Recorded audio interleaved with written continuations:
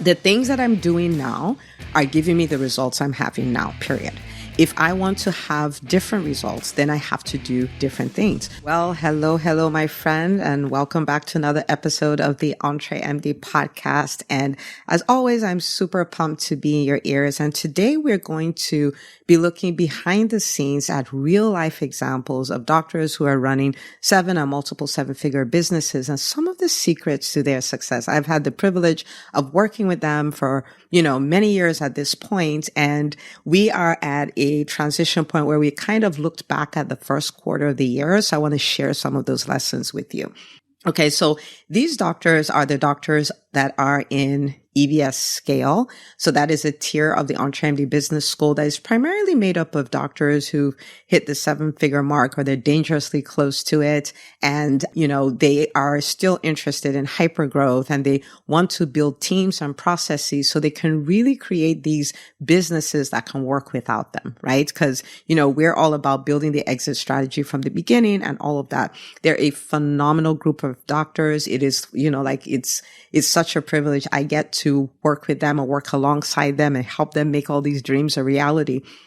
And so as we stopped to look at the end of the first quarter of the year, it was just mind blowing.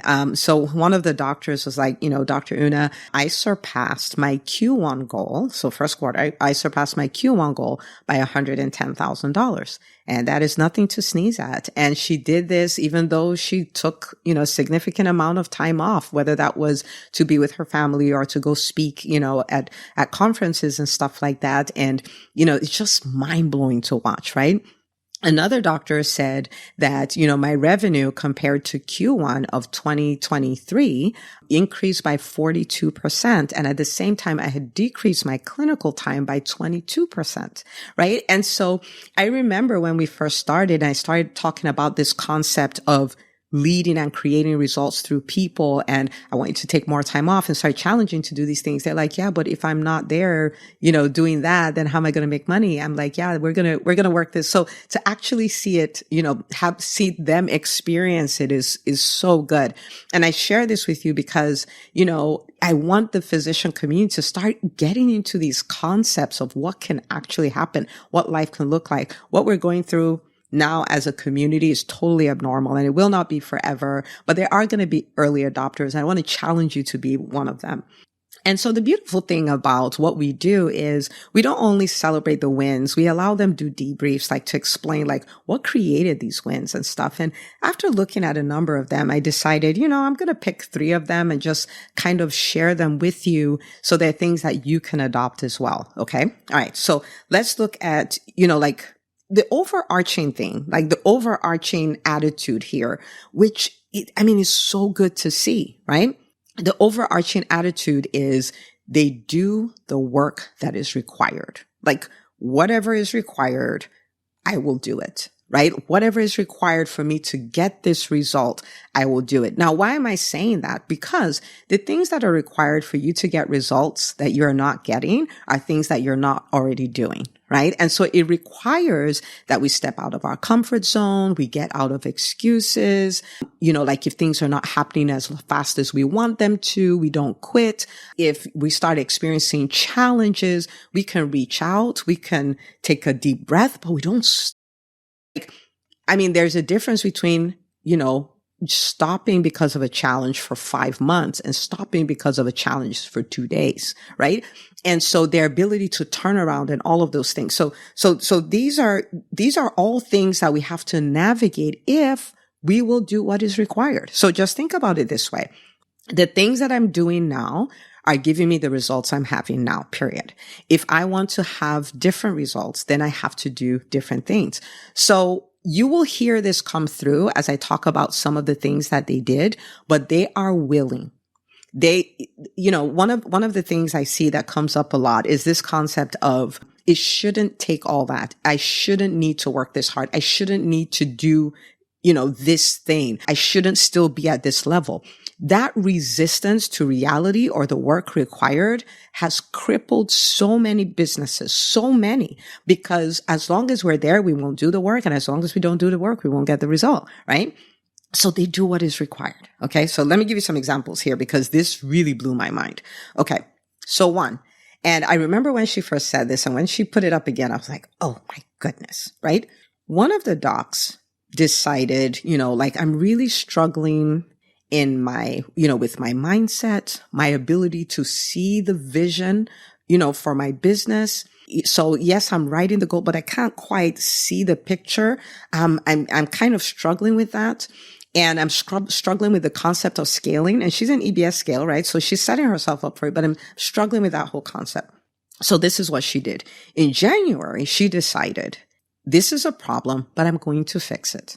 So in January, in 1 month, in 30 days, she read what she considers 8 of the best books on mindset and scaling. She read 8 books. She read 8 books so she can change her mindset. She can work on her mindset. She can adopt a new way of thinking. She can visualize what it is she wants. Now, this is in addition to what she gets in EBS Grow, EBS Scale, and all of these things. But she was like, I am going to get this done. Okay. Now, she did the 8 books, and I remember her coming back and said, I've broken through. She may not have used those words, but she's like, I got it now. I can see it. That's what I needed, and I've done it. And so a lot of times when I would post wins, that my clients create and stuff, people are like, oh, I want that. It's John Maxwell who said it. Don't want what I have if you're not going to do what I did. So I want to challenge you to say, if you find like you're struggling with something, what do you do? And this is not about judgment. This is about observation. Do you roll over and play dead? Do you wonder why this is happening to you? Do you go like, oh, my mindset just sucks like this? Or will you be willing to say, you know what? I'm going to go book after book after book till I get it. I'm going to listen to this podcast over and over till I get it. I'm going to do until I get it. Are you willing to do that? Right? So that's what one of the doctors did. Blew my mind then, still blows my mind as I think about it, still blows my mind as I tell you about this. Okay. But again, this is what in a time when so many businesses are struggling and challenged and physicians are having a hard time, these people are thriving. Like this doctor did go on to, crush her revenue goals, crush her hiring goals. Like there's all these things that are happening, right? But this is what she did. Okay. Let me give you another example. And this one, it hurts, it's uncomfortable. But if you're not willing to do it, scale can never happen. And that is around hiring, willing to do the work with all things team building. Okay. So for many of them, they had critical hires. Either they had to hire a doctor or a manager or an administrator or an executive assistant, like these critical roles that will affect the bottom line in their businesses, will affect their personal productivity and their time freedom and all of these things, right? And people can sit around because yes, we are in the middle of the Great Resignation, right? But that's an observation. We can respond to it, right? They could have said, oh, there's nobody to hire. There's no one to see. And, when people start saying things like that, I'm like, guys, the same number of physicians still exist. The same number and guess what? If you're looking for like executive assistants and things like that, even managers, like office managers and things like that, like so many companies have let go of so many good people. What if this is the absolute best time to hire, but you're not going to roll over and play dead and wait for you to come, right? The discipline of sitting down to examine what exactly you want so you can write a proper job description, the ability to market and promote what it is you do to attract people who will want to come work with you. Like in the earlier stages of your business, you market for clients. That never goes away. But as your business gets bigger, the same way you used to market for clients, now you market for team. And so they would do the job description. They will market for those positions. They would do the interviews and not lazy interviews. First interview, second interview, third interview, looking for different things.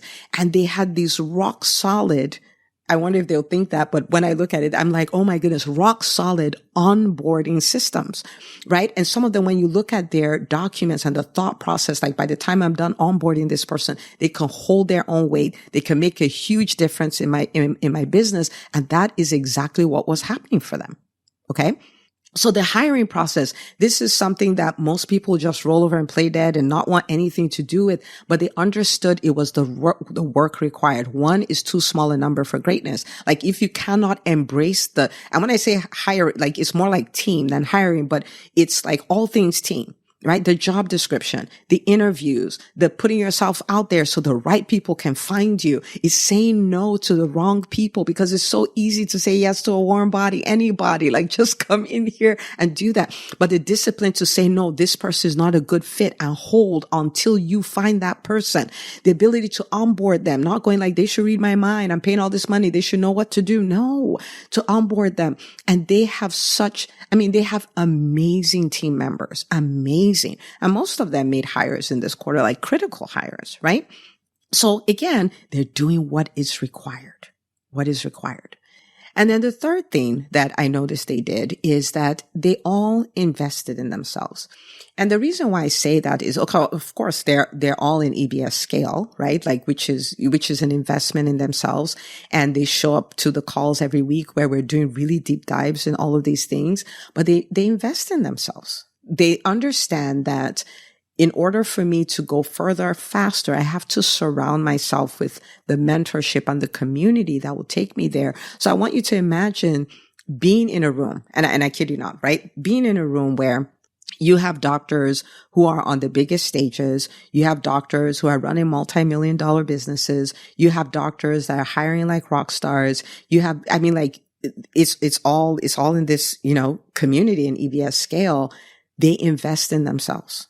They said yes, they invest in themselves, and they continue to. And most of them, actually every single one of them, has been doing this for years, not a year, years. They've been there. I think the oldest one there, oldest as far as duration, has been there since September of 2020. We're going to September of 2024. They invest in themselves. I like to tell you like there's any other way, but there isn't. They invest in themselves. And so these are just my observations, and I wanted to come talk to you about it because I want you to start adopting that, right? So will you adopt this mindset of, I will do what is required? So for the examples that I pulled up, doing the work of renewing their minds, the way they think, the way they expect, the visions they can see, that's work. Like, so will you be willing to do the work to fix that? Or will you just roll over? The hiring, will you say, oh, there are no good people anywhere? I mean, there are good people everywhere, right? But we just have to do the work to find them. Will you invest in yourself? All of these things, they do the work that is required. Okay. So it's the same thing with medical school. Okay. We had to do the work that was required, and that's how we became doctors, which is amazing. You just need to do it one more time to become rock star physician entrepreneurs. So go do a little audit. Ask yourself this question. Look at your business. Ask yourself, am I doing what is required? Am I giving excuses? Am I just letting the fact that everything is not a bed of roses get to me and all of that? Or am I doing the work that is required? Because if you do the work that is required, you will get the result. Okay. You'll get the results. So I'm looking forward to celebrating you. Maybe when you're celebrating the next quarter and you're like, oh my goodness, these are the things that happened. Maybe you already had a fabulous Q1, right? And you're like, it's even going to be more amazing Q2 because now I've done an audit and now I've seen where I was not willing to do the work that is required. And now I'm doing the work and everything has changed for me. Okay. So remember, I am always rooting for you. Go share this episode with another doctor, and I'll see you on the next episode of the EntreMD podcast.